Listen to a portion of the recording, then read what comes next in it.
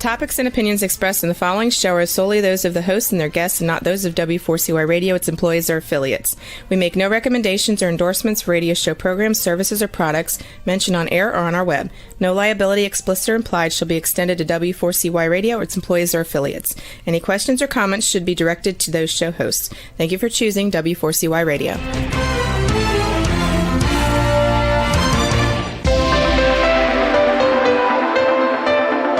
Churchill said, "Those who fail to learn from history are condemned to repeat it." Kevin Hallinan believes that certainly applies to business.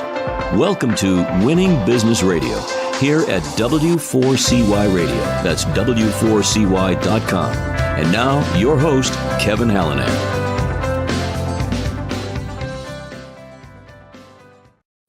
Thanks, everybody, for joining in again today. I'm Kevin Hallinan, and welcome back to Winning Business TV and Radio on W4CY.com.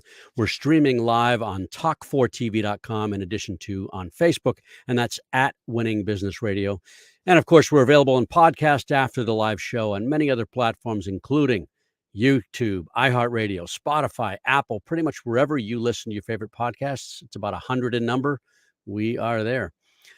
The mission of this show, Winning Business TV and Radio, as regular listeners and viewers know, is to offer insights and advice to really help people avoid the mistakes of others, right? To learn best practices, the how-tos, the what-tos, the what-not-tos, to be challenged, and I always say to certainly and hopefully to be inspired by the successes of others. But, you know, virtually every successful person that I've ever talked to has had some form of failure in their lives and careers. So while we all have to get our knees scraped once in a while, I always say I'm driven to keep those scrapes from needing major surgery. Let's endeavor to learn from history so we don't repeat it. Today, my guest is Kim Calvi, owner of Boston Edit's The Word Lady. We'll get into that in a bit. Here's her bio. Kim Calvi founded Boston Edits, LLC 21 years ago. That's 2003. Prior to starting her company, she held roles including a technical editor for a large public technology company, a contracts editor paralegal for a law firm, an editorial assistant at a consumer law organization, a bilingual proofreader at one of the largest financial institutions in the U.S. In short, Kim writes content for B2B professionals. As she says, she loves what she does since she truly enjoys learning about other forward-thinking professionals, you know, how they became subject matter experts in their relative fields and what makes them better and different. She enjoys providing content media services to senior-level B2B decision-makers such as blog writing, website content, documentation editing, PR, marketing collateral across all social media platforms, in particular Google Business Profile, which maximizes search engine optimization and increases client visibility. She also hosts her own podcast show, inviting B2B guests and clients to discuss their services and what is distinct about their business. Her other services include social media management and facilitating industry-related periodical advertising. When she's not, I love this line, when she's not wielding the proverbial red Sharpie in her hand, she spends her time with her partner, Brad, either downhill skiing at Loon Mountain in Lincoln, New Hampshire, or surfing in Newport, Rhode Island. Other passions include reading, cooking, and working out. She's a weightlifting aficionado and a yoga devotee. Kim, welcome to Winning Business Radio and TV. Thanks for being here. Thank you so much for having me. It's a real privilege. Oh, well, it's a privilege for me. Tell us, just to give us a little bit of background, where did you grow up, and tell us about that town or city? Well, I grew up in a lot of places because when my parents were still married to each other, my father was a commercial pilot, so he was transferred a lot. Cool. So I lived pretty much all over the United States, but we are from Hingham. And after my parents split up, I finished high school in Andover on the North Shore, but now I'm a resident on the South Shore. So I've come full circle. And I did spend a little bit of time in my 20s living in Spain by myself. That's very cool. That's where you learned Spanish. Sí. that was second nature. You didn't have to think about that one. Right. So when you were younger, what were your earlier interests? When I was younger, how young? So high school. High school? Yeah. So when I was in junior high, I entered a couple of writing contests for fiction. And fiction's not really my thing. Obviously, I love to read fiction, historical fiction and so forth. But I am not a fiction writer. There's too much story arcing and character development. But at least I tried. But reading and writing has always been my thing. And I think I got into the habit of writing, oddly enough, from my grandfather, my maternal grandfather. He used to write letters to me and I would write back. So that was when I was really little. And that just continued throughout my life, until he died.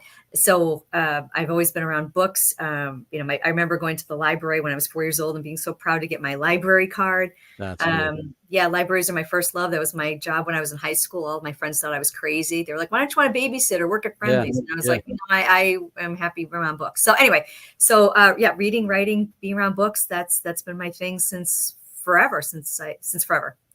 So that's why I ask, because very often that's how people end up where they are, Right. Not always, but quite often.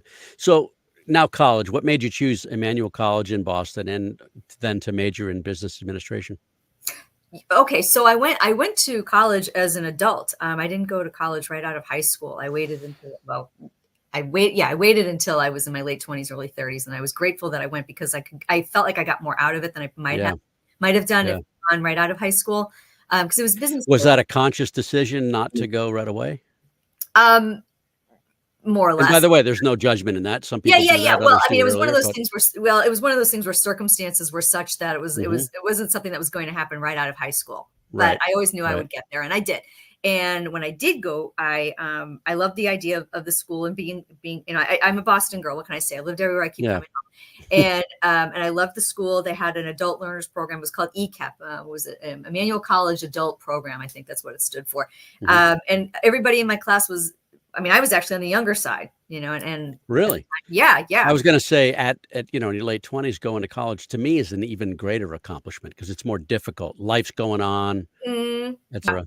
Oh, for sure. And I did. I did 4 years and 3 years while working full time because I think there's something to be said, when you waited that long, you're just that driven. You just it has nothing to do with wanting to get it over with. And that's not it. I mean, although I definitely felt that way about my accounting courses, but but everything else about it was just richer. It was a richer experience. And I felt like I brought more to the table. I know I definitely got more out of my education there. So I was glad that I went and, no looking back. That's awesome. And here's a question I like to ask often. How did you get your first professional job? So my first professional job. Smiling already. This is a good story. Because the story always makes me laugh. Yeah. So, all right. So I came home from Spain and I was living in the North End. I'd gotten myself a little studio apartment and I was doing some temp work. And I landed this temp job as a temp receptionist. And I was actually started off as a temp for the temp. And so the other temp didn't come back. And so they kept me. And I think I started like in the fall or something like that. And months were going by. And so and I kept asking the HR person, I'm really interested in the job. You seem to like me. Can we just put this together? And yeah. Nothing ever happened. So back in the day when I had a tremendous amount of bravado, the office was, you got off the elevator, you were right there in the reception area. So one Monday morning, and this is back in the day when everybody was still reading the paper, the president of the company got off the elevator and I'm sitting there with the paper and he said, "Good morning, Kimmy. What are you doing?" And I said, "Looking for a job." And he's like, "Well, aren't you happy here?" And I said, "Yeah." I said, "I am." I said, "But it's been months and nothing's happening." And anyway, long story short, within 2 weeks, they had hired me. That's awesome. Yeah. That is awesome. And I got a better job. They didn't hire me for the receptionist position. They put me in the IT, the tech, because it was a consultancy. They put me in the IT department. And I was, for what it's worth, it was the only female and I was young. I was in my mid 20s and surrounded by professional men. I've been doing this a long time. And they had me, my boss at the time, Bob, lovely gentleman. He decided he wanted to start a weekly newsletter for the company, and he put me in charge of that. So my first big girl job, I was just lobbying for the receptionist position. I ended up with something far better, and I think that's been a huge part of the trajectory that's been my career. Was that the Yankee Group? Yes. It was. Yeah. Okay. I peeked on your LinkedIn profile to get but then you landed, so you're there for a couple of years. Then you landed, or at least not too long after, at a very large company, the subject of Aaron Brockovich, for those that have seen that movie, W.R. Grace. Yes. Tell us about that position.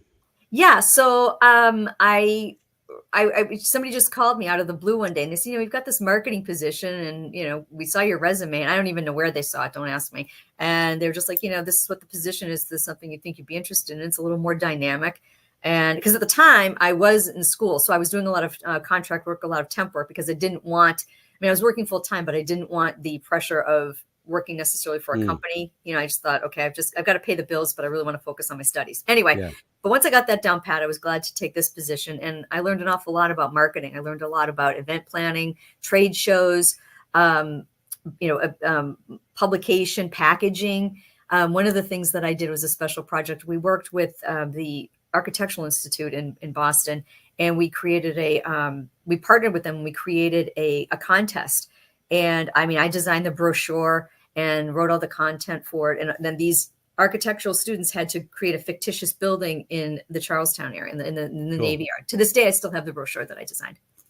So that was one other little thing that I learned there. And yeah. So, yeah. I'll interject the question, your most important lesson learned, but I'll skip it for Grace and I'll go to Graphique de France. Yes. How's that? I can't speak French, but you were there for a couple of years. Tell us about that company. Very intriguing name. Yes. Okay. So the owner of the company, Jean-Jacques, was from France, and he started, I guess, over here. He was selling, I want to say posters, but I don't think that's right. So please don't quote me. But in any case, Sure. His company grew. And so it became like a lot of the calendars that you see at the bookstores are from Graphique de France. If you look on the back, you'll see the logo. Greeting cards, posters, and postcards. And it was a temp assignment, and I loved it. It was, talk about a creative outlet. You just walk into the showroom, and there's all these wonderful products, and everything from I Love Lucy to the Flintstones. Well, maybe not the Flintstones, but the Jetsons or whatever, and then like some vintage Barbie, that kind of thing. And it was just like, this is great. All this is just so much fun just to look at. And I started there covering for somebody who was going on maternity leave, and they liked me so much. When she came back, they created a job for me. Cool. And there was only one editor, believe it or not, in the whole company. And to this day, I still keep in touch with her. She is retired, I believe, and now lives in Arizona. Anyway, her name's Susan. Anyway, she was doing all the editing, and she was inundated. And I was like, well, I send it my way. And that's what I did. I helped her out a lot. It was a big part of my job that they created for me. So again, another stepping stone, another little piece of the puzzle that eventually led us to where I am right now. But anyhow. So what was your key takeaway from working there? Ooh, let's see. Collaboration, because we had the writers, we had the artists, the designers, we had the licensing group that we had that they would call the people who own the I Love Lucy logo and all of the imagery for that. So there was a lot of collaboration, and that was my biggest takeaway there. And I really enjoyed it. I really did. I liked that job. It was hard to leave that one. And then you went to Fidelity not too long thereafter. Huge company, well-known, international brand. Tell us about that role. So that was another one where someone just called me out of the blue and just said, I saw your experience, and this is what they have a need for this. It's a contract that could lead to permanent, but for the long haul, it's contract. What do you think? And I was like, well, okay, why not? And so I went there and had the interview and liked it. Because it was editing, and it was more editing. So it was building on what I had been doing primarily at 50% of the time at Graphique de France. And I was like, what were the materials at Fidelity? Okay, sure. So 401k prospectuses, stickers, reports. Oh goodness. Some of those pretty technical then. Very. The prospectus is very technical. Yeah. And so my job was to edit them, first of all, in English, and then we would farm them out to companies that would translate them. And what we had to do is we had to make sure that when they came back, they were translated into Spain Spanish, because properly. Yes, exactly. So that's what I was looking for too. So I had a client in the still client from time to time, and a friend, political advertising for the Spanish language. And she said, without her, people just butcher it. Oh yeah, It doesn't translate well. It's like reading Chinese directions for an American product, Yes, that sounds about right. Yeah, and the colloquialisms too. That's really what we were looking out for. It's like, okay, if we're using a particular word, we have to describe something or that's associated with a particular product, it has to be throughout, the entire document. We can't call it something else someplace else. All right, we're going to take our first break right here. We'll be back in about a minute with Kim Calvi of Boston Edits. You're listening to Winning Business Radio with Kevin Hallinan on W4CY Radio. That's W4CY.com. Don't go away. More helpful information is coming right up, right here on Winning Business Radio. Have you ever dreamt of being on the radio? Well, now is your chance. Be a radio show guest on the #1 ranked internet radio station and promote you and your business for free. Yes, you heard it, free. Business advertising right here on W4CY.com. Call 561-506-4031 now to get booked on one of our shows. That's 561-506-4031. Get your free advertising now. And now back to Winning Business Radio with Kevin Hallinan, presenting exciting topics and expert guests with one goal in mind, to help you succeed in business. Here once again is Kevin Hallinan.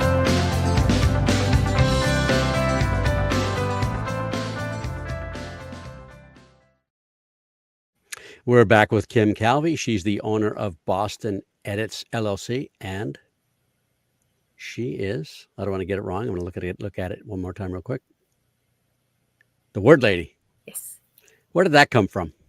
It seems appropriate, but did you come up with that? Did somebody else come up with that? Someone gave that to me. I was at a networking meeting one morning, and another member who had trademarked her line of business, the mortgage lady.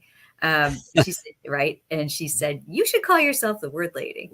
And I was like, "Well, let me." Yeah, so I looked on the USPTO website to see if it was taken, and it's not. So I took it. There you go. Good move. Yep. All right. So now take us to the National Consumer Law Center. You're there for about 4 years. To me, when I hear that, I think of, people go there for not just a job, but for the mission. I don't know if that's true with you, but tell us about that role and that firm, or that organization, better said. Yeah. So that role, that came to me at a good time in my life as well. I mean, I have to say, I'm lucky. I have been very lucky.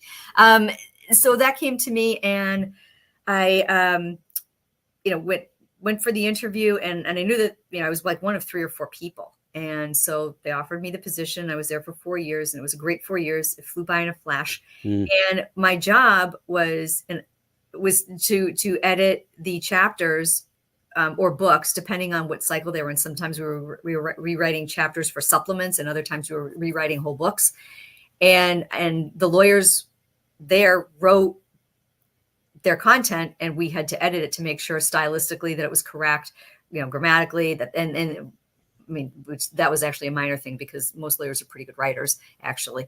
But also just the way it laid out on the page, and then just the footnotes, the detail, the way a legal footnote is written, that sort of detail. And there were a couple of books where I have to say, I remember going through one of them, and there was a footnote that was 3 or 4 pages long, just the footnote, and you have to go through it. And then, of course, the writing is smaller. It's a very detailed thing. And yeah, I loved it. My friends thought it was crazy. But this is kind of probably a dumb question, but I'm going to ask anyway. How do you not go cross-eyed when you're editing something?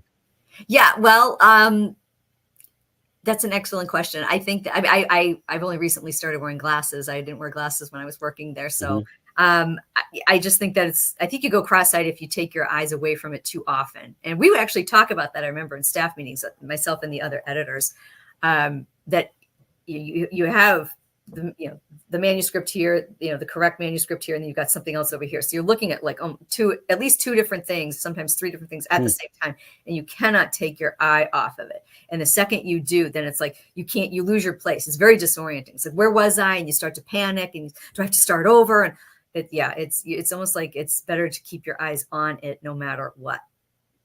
So that's a good answer.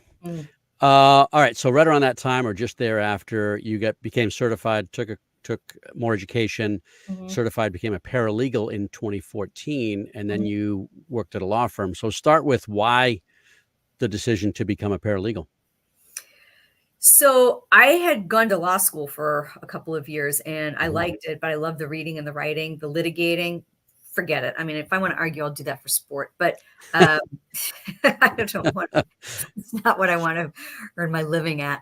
But I thought, okay, I should at least continue this to some degree, and so I decided I would finish my studies as a paralegal. And at the time, I met my partner, whom I know you know, and he even said, he's like, there's so many lawyers out there. He's like,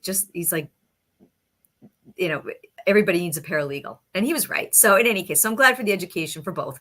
But as it turns out, I'm terrible at both. So because I worked for a law firm, it's a law firm, right? And law firms, they have their own cadence, their own animal. And, whether they're, and they operate differently from in-house counsel, right? So, and I tried both. And again, I'm just not very good at it, because at the end of the day, when you're reading and you're writing something, you really need large chunks of time uninterrupted by yourself.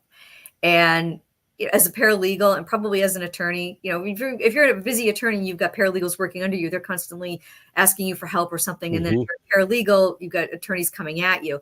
And it's just, at the end of the day, it's just not my style. So, at the end of the day, you play to your strengths. So, well, I was just going to say, there's the takeaway there. The lesson is, first of all, do what you enjoy. Yeah. And know your strengths, know your lane. That's really good. Mm-hmm. All right. We're at another very large company, public company, Analog Devices. So I'm familiar with. Tell us about that role.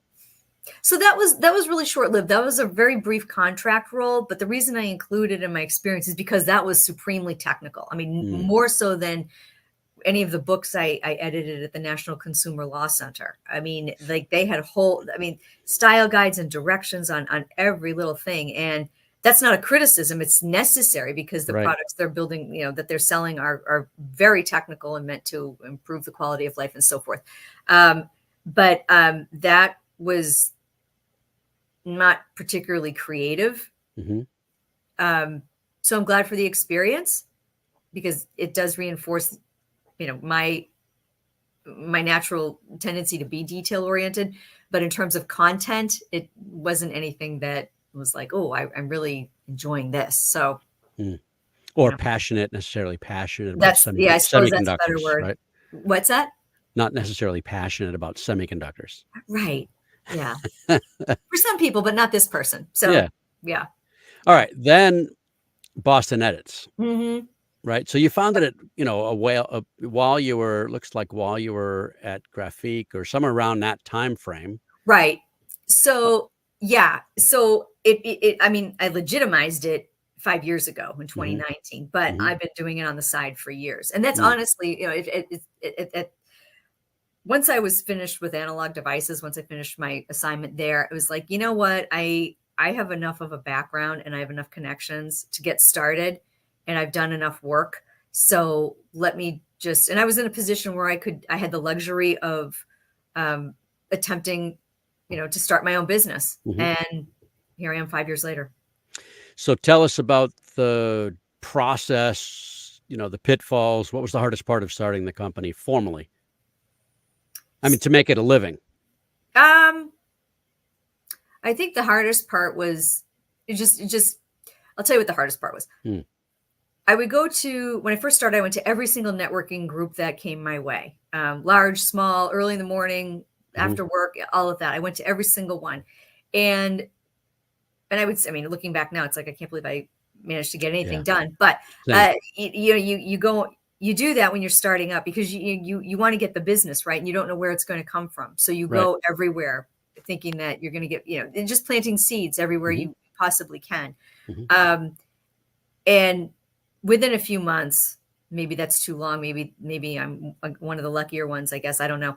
But it became patently obvious to be very judicious in where I would spend my time and introduce myself to my target audience, really. So I became very aware of that quickly, and have been focusing my attention on that pool of referrals and so forth since then.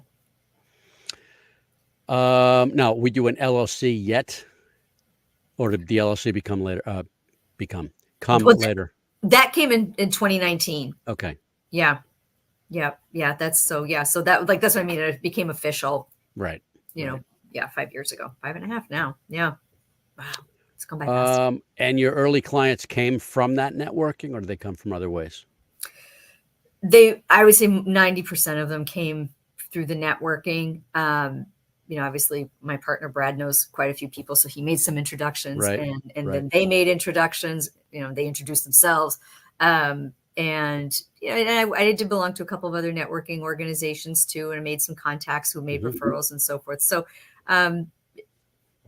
I will say, what helps is getting your message out, but getting it out correctly. And that's obviously what I help my clients do, right? Because everything's transparent to us. And I was very careful about that. I want to be absolutely clear about who I was and what my services offer, my company is about, and why it's valuable to people who might need my services. All right. So let's dig in there. We got a few minutes before the bottom of the hour break. Tell us more about Boston Edits. So I say to people Boston Edits because I love to read and I love to write. And this day and age, writing's sake is not enough. There has to be a couple of different purposes to it. Obviously, when somebody is writing and they're publishing, they have something to say and they want people to read it. And that's fine. That's valid. But the writing that I offer my clients has search engine optimization baked into it because it's digital. So, like, for example, and I've seen this before, where they'll publish a website, right? They finally, they put their website together. They've got the content on their website. Took them months. Yep. Yeah, it took them months. They did it themselves. And, but it's so transparent to them that they just wrote it. They didn't have it copy edited. They didn't send it to anybody to have another, set of eyes. Maybe their significant other. It's pretty awful to say, but I've seen plenty of websites with typos in them. Oh, it breaks my heart. Because it's like, you can't rely on spell check, but that's another story. Anyhow. Right. So, they have their best friend look at it, or their significant other, or I've even had people say, well, my high school student at home is pretty good in English. And I'm like, oh, okay. And younger kids are certainly more tech savvy, right? So, there might be some truth to that, but it's still wise to have a professional look at it, right? Somebody who's been in the trenches for a long time. And so, when I see people, they've got a good website, but then they don't know how to advertise it, right? Like, they don't, they're not using Google effectively, or they're not using their LinkedIn profile. Any of my clients, talk to any one of them, and they'll tell you they've heard me say this a million times because it's true. Google looks for consistency and it looks for visibility. And that's part of the reason why search engine optimization is so important. If you want to be highly visible, you have to bake in that content, right? So you have to, in the trade, we call it stuffing. You don't want to use, the same word every other word, like sales, for instance. Right. You don't want to do that. That's stuffing, and that's obnoxious, and everybody hates that. But it has to be mentioned enough on your different pages on your website so that Google indexes that. And you have to also be advertising in other places where you have a social media presence, like your LinkedIn profile. Not just your LinkedIn profile, but if your company has a LinkedIn profile, it has to be used there too. And then, you have to post, periodically. I say periodically, but some people post every day. I don't know where they find the time. Some people post once a week. Some people post twice a week. And that's just posting, right? A couple of sentences about what it is you do, or something you noticed in your industry. Yeah, video, something like that, right? So Google indexes all that, and in order to be, because everybody wants to be the first result on the first page of the search engine results page, right? Yeah. So that all of the writing supports that goal. So that's what I provide for my clients. That's why that's a long explanation, but that's what it is. With a bit of understanding of what makes SEO work, how realistic is it to be the first place on a list? So it's realistic if you're constantly using it, and if you're using it, like if you're, for example, if somebody is looking for a divorce attorney, let's say on the North Shore, okay, and they say, divorce attorney near me, divorce attorney Essex County, divorce litigation, or guardian ad litem. If that family law attorney specializes in either one of those, for instance, that's going to be all over their website. It's going to be, they're going to post about it frequently, regularly, across all social media platforms where they have a presence. So likely they're going to come up on the search engine results page. They might not be first if somebody else is paying Google, but right? Yeah, that's a different animal, and that's another way to go. That's fine. But to do it organically, and I say, when you look at Google Analytics, you look at something organically, it's better if you're promoting yourself the way I've suggested, because Versus just throwing dollars at it. Exactly. So it's a good gauge. You can look at your analytics, and you can, I do that for my clients. I see, okay, well, how many, they got phone call, which I think that's going away, by the way, with Google's phone calls. But how often is somebody coming up first on the search engine results page? Or are they coming up second on the search engine results page? Are they at least coming up on the first search engine results page, not buried on page 3 somewhere? Yeah, nobody will ever get there. Right, exactly. All right, we're going to take our second break right here, and then we're going to come back and dig more into the work that you do and what it looks like for your clients. We'll be right back with Kim Calvi. You're listening to Winning Business Radio with Kevin Hallinan on W4CY Radio. That's W4CY.com. Don't go away. More helpful information is coming right up, right here on Winning Business Radio. The YP.com website is your local search engine. If you're looking for a good restaurant, it can help you find the right one nearby with ratings and reviews. Or if your car breaks down, you can use the YP app to find the closest repair shop. Or maybe you're just looking for something to do on a Friday night. Well, it has great local coupons for all sorts of things in your area. No matter what, when, or where, if you're looking for something, YP Local Search can help you find it. So go to YP.com or download the app to search local, find local, and save local. And now back to Winning Business Radio with Kevin Hallinan, presenting exciting topics and expert guests with one goal in mind: to help you succeed in business. Here once again is Kevin Hallinan.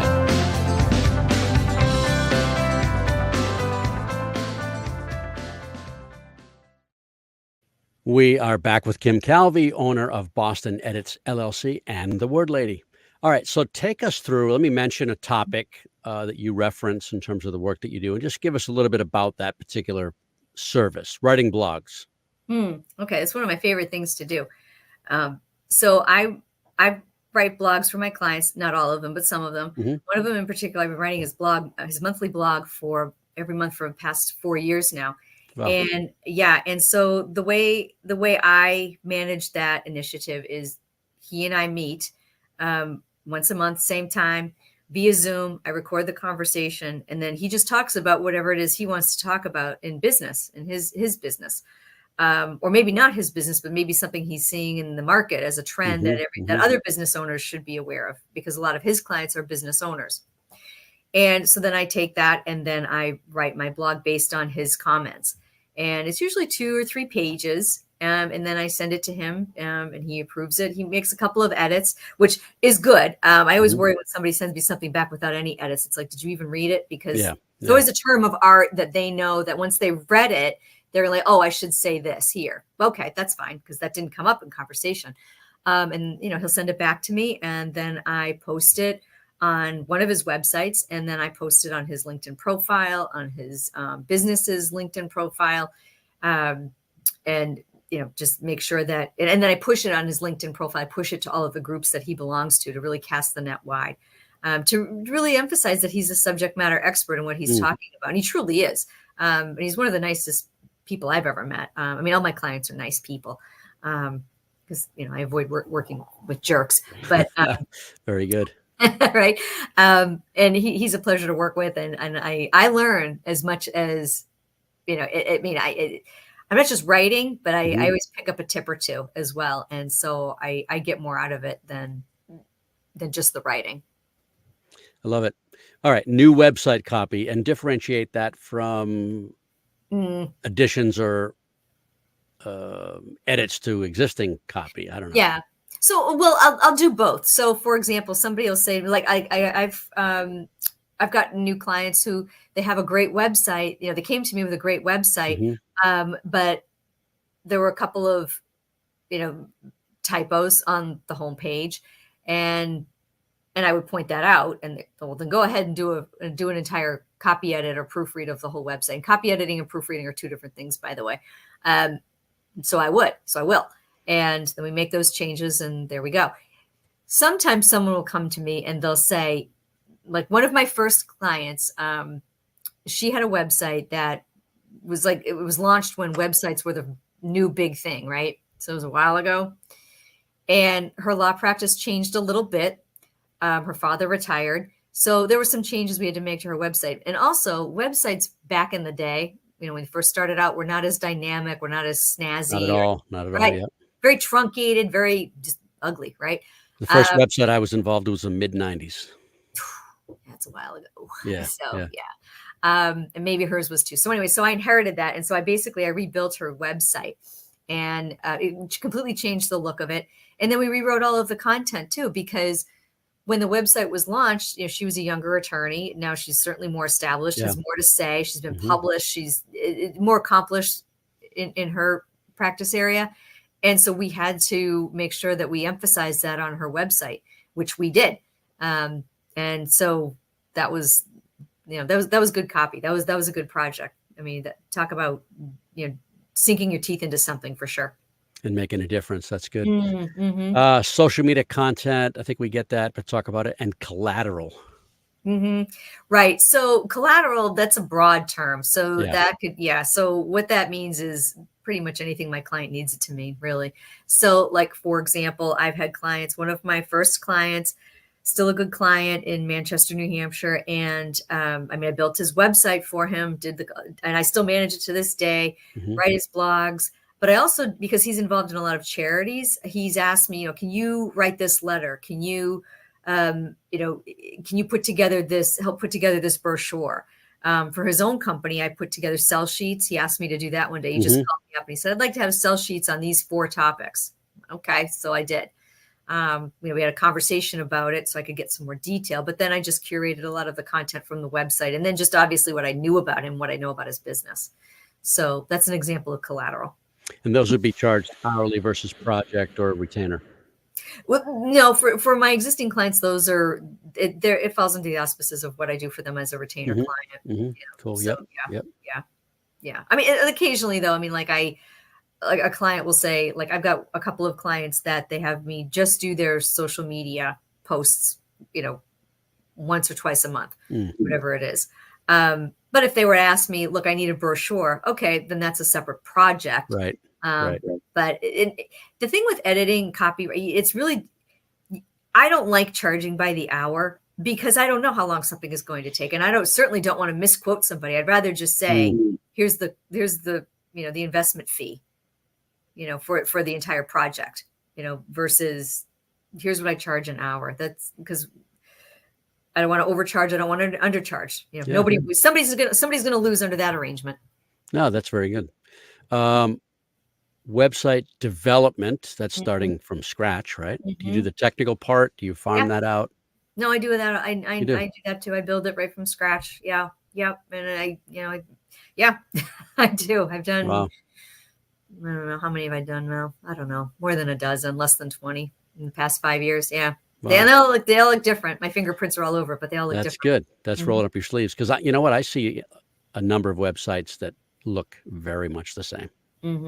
Right? Yeah. Well, why is that?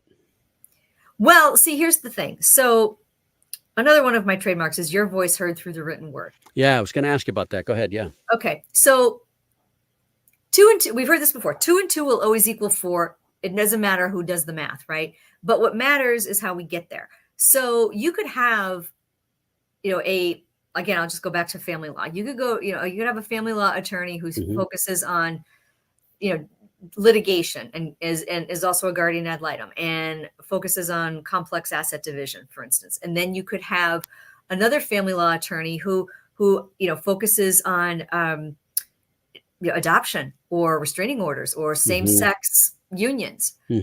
Okay, so those are different subjects within family law, number one. Number two, the way they express themselves, those two different attorneys, is very different.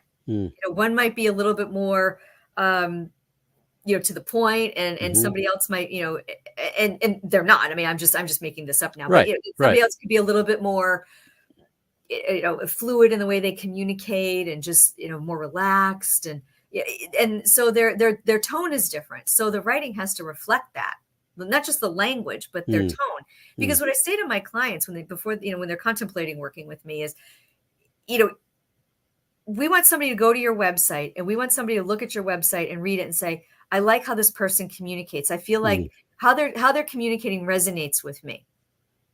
And that's some personality there. Yes, some individual personality, not just that they're subject matter expert, but also what makes them unique and different. Because, again, somebody else could do the work, but you're going to get, a better result if you like the person, how they're communicating with you. So that's important to capture in the content. Industry publications. Yes. So a couple of my clients, one of them I've gotten into Forbes and Fortune. And that was great. It wasn't just advertising. It was a full page article about his particular practice. That's got to be difficult. What, his practice or getting an article published? They worked with us. They were really good. They were pros too. So they made it easy. I think that if I hadn't been involved, it might have been might have taken a little bit longer because, attorneys are there to do their job. Okay. The social media, that's somebody else's job, right? Which is why they have me. So I was able to, they interviewed him directly, but I saw the article and I was like, okay, well, before you send it to him, you have to let me see it first, because I know I'm going to have to make some changes that he's going to want before he sees it. So we're going to make it as easy for him to review as possible. And that's what happened. That's really good. Yep. Yeah. So, it's the value add. So anyway, so it was published as full page. It's beautiful. It's, one of the things I'm most proud of in terms of projects. Proud of for myself, but certainly proud for him. And then, another same attorney, and then another attorney, I got into some publications that are sent out to country clubs, which makes sense for that particular potential clientele. Cool. So that's something that comes my way too, that I've got connections on LinkedIn and news outlets and publications. So every now and then it's good to know those people, because they'll reach out to me, or maybe I'll see something that they post in the feed and it's kind of like, oh, hey, I saw that you wrote about this. I'm curious about that, because I might have somebody who might be interested in that. Sometimes it works that way. Cool. I like it. Video bios. Yes. So I have video equipment. That's one of those things that's not especially developed with Boston Edits, but I do have all of the lighting and I do have all of the sound equipment and so forth. So if anybody wanted to do a video, I could go to their office, and, their company, and, hook up the mic to them, the mic pack, and we could walk around their office. You set up their background, you make sure they're in the right place, right environment, right lighting. Oh yeah, for sure. Yeah. I've got the backdrop, I've got the lighting, and oh yeah. Is there a law somewhere that says that lawyers have to be in front of books? I think they think there is. I think they think there is. That's funny. Right? Yeah. But I've, a couple of lawyers, one of them likes to sit behind his desk with plants behind him, and another one likes to sit at his conference table and just with a cup of coffee. So everybody's got their own style, and I think that it's important to that style's just as important as the content. The content totally is written, and that's fine, but to really make an impact, you got to have the, for lack of a better way of putting it, window dressing. And because the style, the presentation is what matters too. For sure. Hey, you mentioned something a little while ago. Clarify copy editing from proofreading. Yeah. So proofreading is basically like a cognitive thing. For example, like when I proofread a blog that I'm getting ready to publish, before I hit send or publish, I'm proofreading it. I already know that I've copy edited it. And proofreading is easier because I'm looking for cognitive. Like, for example, is the first letter of every sentence capitalized? Is there a period at the end of every sentence? Is there correct spacing between each sentence? One space or two?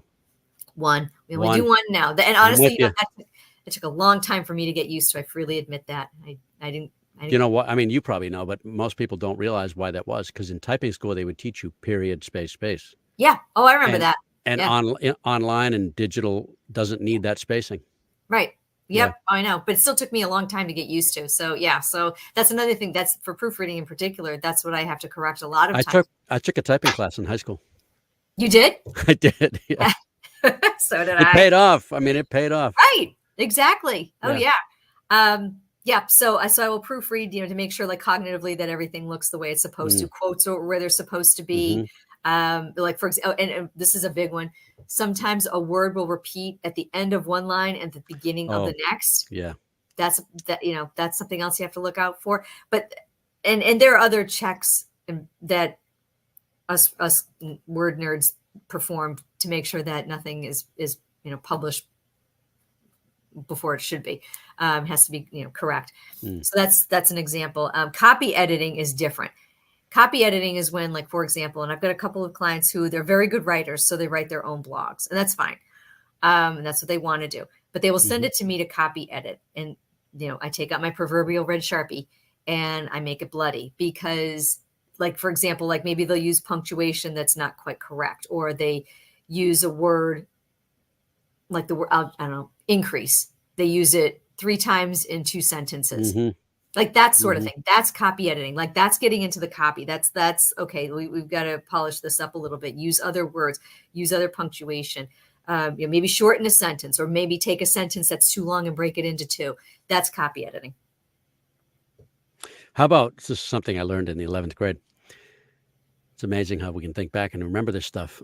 The first sentence has to be the subject line. Yeah. I don't think most people do that. I think they write with more of a stream of consciousness than.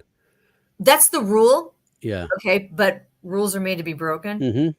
So lots of times you'll get an introductory sentence.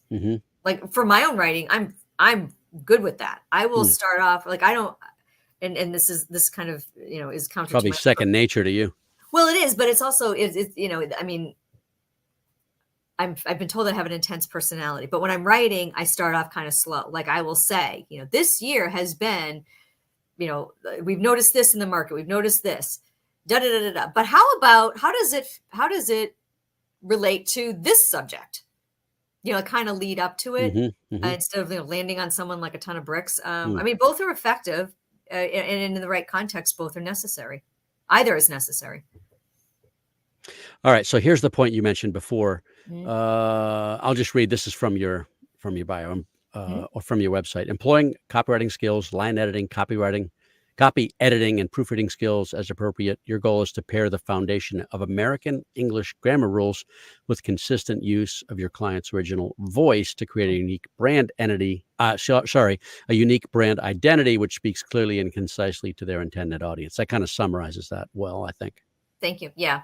Yeah, I worked on that sentence a while because there are 3 different thoughts, and that's one sentence. It's like, okay. And I say that to people. Let me break it down for you. My writing is 3-pronged, right? Your voice, American English grammar, and I just drew a blank. What's the third thing? I can't even believe this. Hold on. Just scrolled past it. Because it's so here. This is what I'm saying when I talk about things being transparent. Foundation of American English grammar rules, consistent use of your client's original voice, and unique brand identity. The brand identity, because that's the thing. The brand identity is really the result. So if you have somebody's voice, you use grammar correctly, it's going to create a unique brand, a unique product for your client, which is their brand identity. How they want to come across. It's just, I mean, they're subject matter experts. So how do we present that? Again, in a way that is going to resonate with their intended audience. And honestly, their intended audience isn't just who they want for potential clients. It's also their good referral sources too. It has to make sense to their referral sources. So, that's another reason why it's important to be very clear in what you do and who for. Hey, believe it or not, we are up against the end of time here. Okay. I know, right? I told you it's going to go fast. Yeah. Who in the listening and viewing audiences should reach out to you, and why? And those watching and listening, you'll see watching in particular, you'll see the crawl with her details. Sure. So a good referral for me is somebody who is, they're a top performer. They're busy with what they're doing. They're B2B, and they know that their social media presence is lacking and that it's sporadic. Like maybe they have a website, but they haven't looked at it. They never look at it. They haven't looked at it in 5 or 10 years. And, they know that the content is, could be more robust now because maybe their business has changed a little bit. Maybe they're offering a couple of other services. They've expanded. They don't use social media to the full because they'd like to, because they know that they should. Their LinkedIn profile is barely a secondary consideration, but they'd like to start using it more because they know that the referral sources are looking at their LinkedIn profile. So they want to present well, they want to posture themselves well. So good clients for me are anybody in B2B who just knows that their social media presence, and also that they're not using Google effectively either. So your website, Google, LinkedIn in particular. On top of everything else that we talked about, those are good clients for me. People who know that they just need to turn it up a few notches to streamline their online presence and really showcase why they're subject matter experts in what it is that they do. Yeah, try a Google search on what you think people are searching and see where you land. Well, that's the thing. Yeah. A lot of my clients will say to me, like, I can't even find myself. I'm like, Listen, thank you so much, Kim. I know you're busy. Thanks for being here. I appreciate it. This was fun. Thank you so much, Kevin. You're welcome. And thank you, everybody, for watching and listening. This is a show about business and business challenges. If you've got concerns about the growth of your company, feel free to reach out to me on Facebook or LinkedIn at Winning Business Radio, or you can drop me a note. One of my many email addresses is kevin@winningbusinessradio.com. Our company is Winning Incorporated, part of Sandler Training. We develop sales teams into high achievers and sales leaders into true coaches and mentors. We know we're not right for everybody, but hey, maybe we should have a conversation. Thank you to producer and engineer Juan for another job well done. Thank you, Juan. Be sure to be here next week, Monday, June 10th. We're going to do it all over again. Until then, this is Kevin Hallinan. You've been listening to Winning Business Radio with your host, Kevin Hallinan. If you missed any part of this episode, the podcast is available on Talk4 Podcasting and iHeartRadio. For more information and questions, go to winningbusinessradio.com or check us out on social media. Tune in again next week and every Monday at 4 p.m. Eastern Time to listen live to Winning Business Radio on W4CY Radio, W4CY.com.